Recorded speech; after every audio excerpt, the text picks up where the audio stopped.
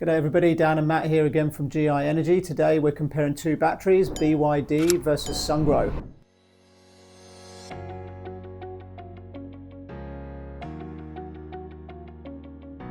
For me personally, just as a real quick answer, I would edge Sungrow. They're both great products, but if I was installing one of these two in my home right now, it would be a Sungrow SBH. Matt? I agree, definitely be the Sungrow. Yeah. So we'll dive into a bit more detail, obviously. First, we'll just go into the company background and support. That's obviously really important when you're dealing with long warranties. Then we'll go into the price point comparison, then the aesthetics and the design of the battery.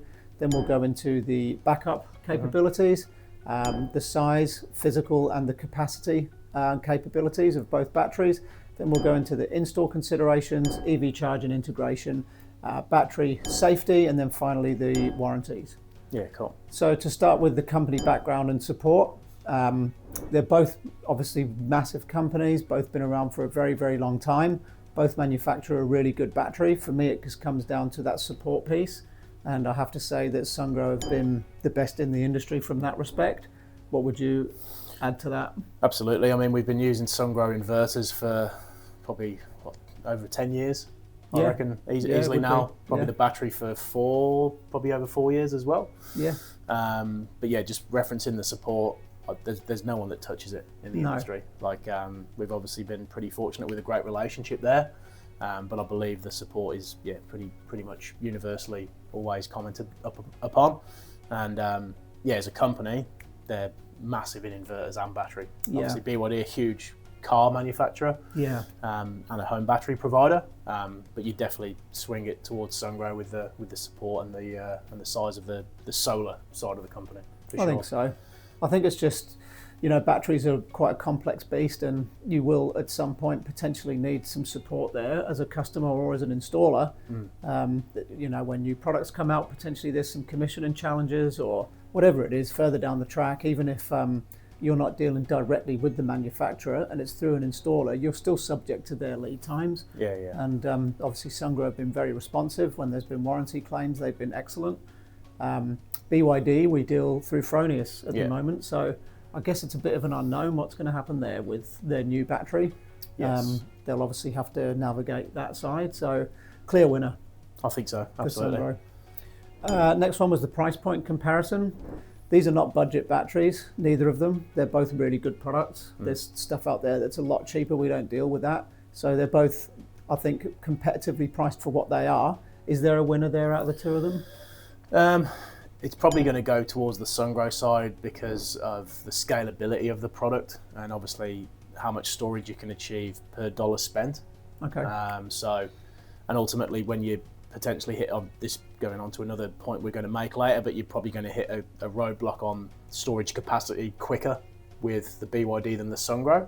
So then you're talking about additional balance of system materials, like the BMS connectors, stuff like that, combiner box or something. So if you're purely going off per kilowatt hour storage, it would definitely be Sungrow, not by a huge amount, but it would certainly be more affordable. I guess also with the price in there, you've got the hybrid inverter there with both of these products. So at the moment with Sungrow, it's obviously Sungrow. With BYD, it's been Fronius, BYD. That's going to change. So we don't have the pricing for BYD inverters, obviously. You'd expect them to be pretty competitive. But as it currently stands, a Sungrow inverter is a more cost-effective inverter than a Fronius inverter. So I guess from that perspective, it's a better price point. Yes. For still, I mean, the hybrid inverters have been really solid, haven't they, from Sungrow? So yeah, for sure. Probably just edges it again on that second category. The third one was the aesthetics. So basically how they look. You love talking about how batteries look.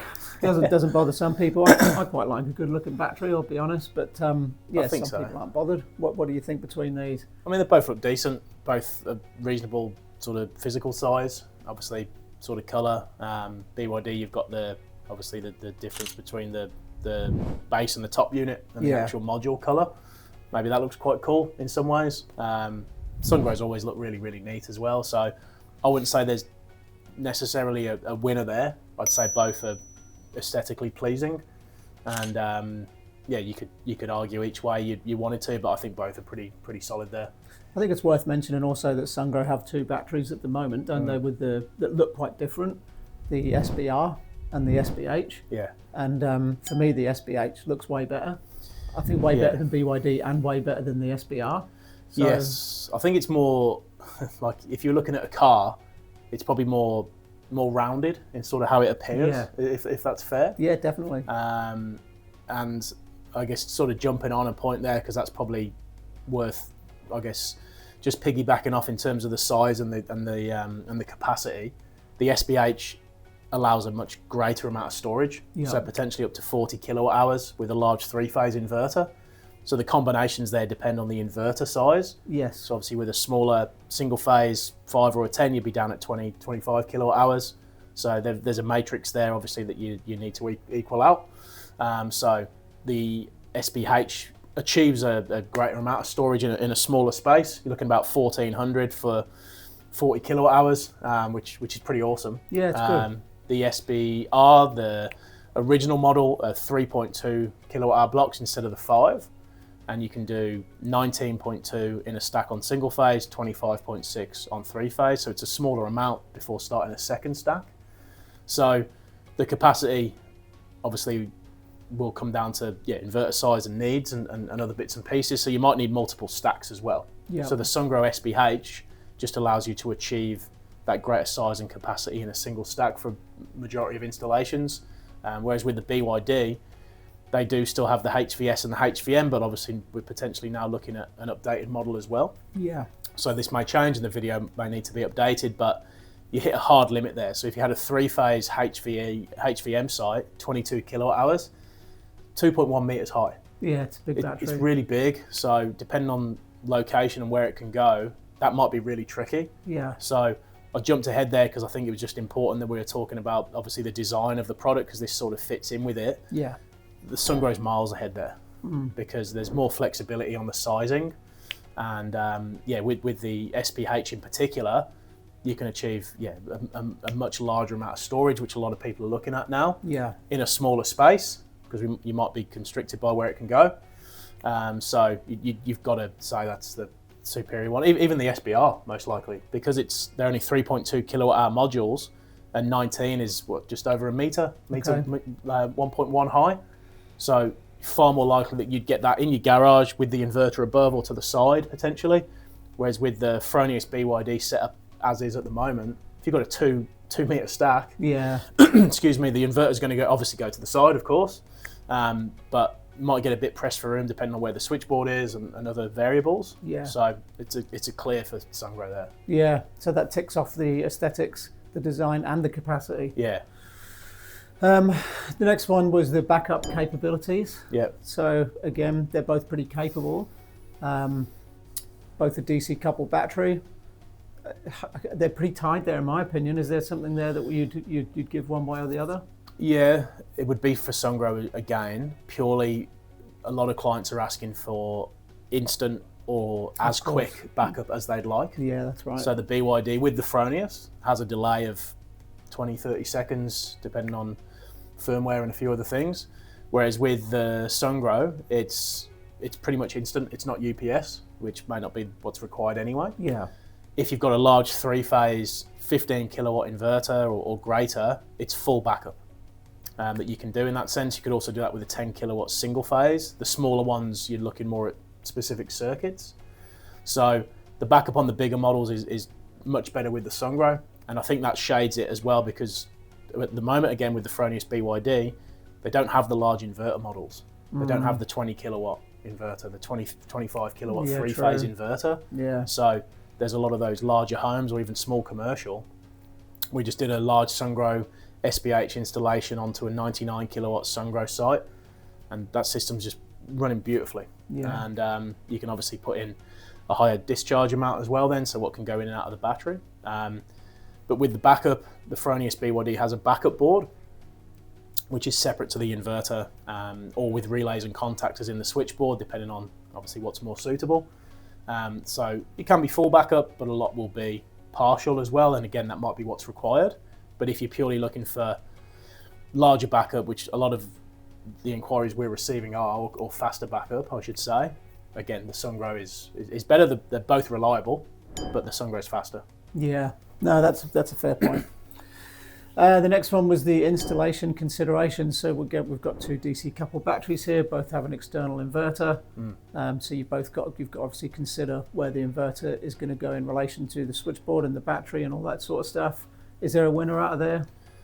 That's probably reasonably tied, I would say, because obviously, as you mentioned, they're both DC coupled. So you can AC couple one of those products to an existing inverter as well, but then you're buying the inverter may sort of push the budget out and something else be worth considering. But if you've got panels directly into the Sungrow hybrid or the Gen 24 as a hybrid, yeah, you're probably pretty similar. You want the battery within, where possible, a shorter distance. You can obviously go, we've got a site with a Sungrow that's about 20 meters away, which is sort of towards the upper end of where they want it to be. Whereas with the Fronius BYD, you'll almost have them always within about 5 meters. Okay.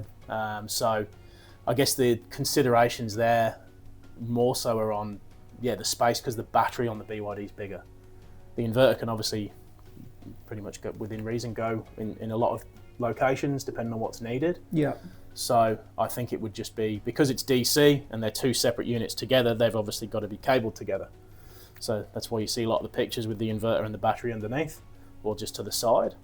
So I think if you're bringing it back to the consideration there, you'd probably go Sungrow, because you've got the smaller battery height, or potentially higher capacity in a single stack, which again, with a lot of installations, you might be pressed for room because of distance to windows and another plant and stuff. So I think you'd definitely say that.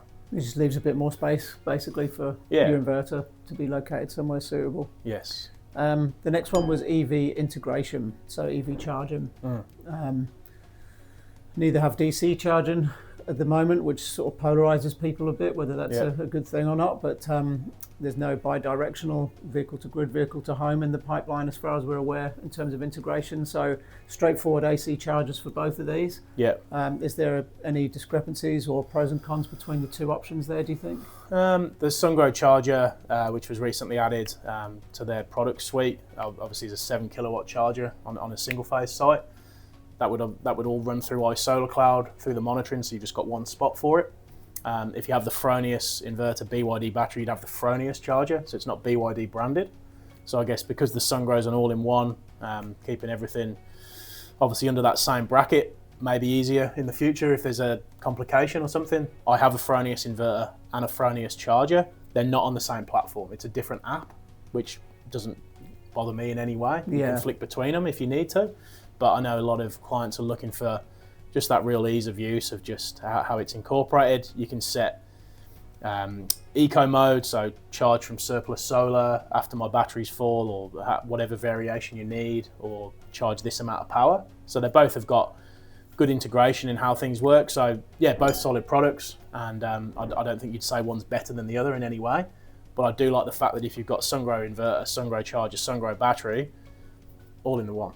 Yeah, I think that's pretty cool. It is. Yeah, just a lot more peace of mind probably. It can be a minor annoyance flicking between apps. I mean, I know I have to do it with other stuff. When I'm looking at Amber and Tesla, for example, sometimes the information you have to go between the 2. Yeah. I mean, it's such a small first world problem to have, isn't it? It's not. Yeah. Doesn't really make or break anything, but it's, I guess, when we're splitting hairs like we are with 2 great products, it's worth mentioning those mild discrepancies. Next one was safety. Once again, I'd put either in my own home. We're not talking about questionable products here that have come from manufacturers that we don't know anything about. Is one any better than the other? I don't think so. I think they're both great.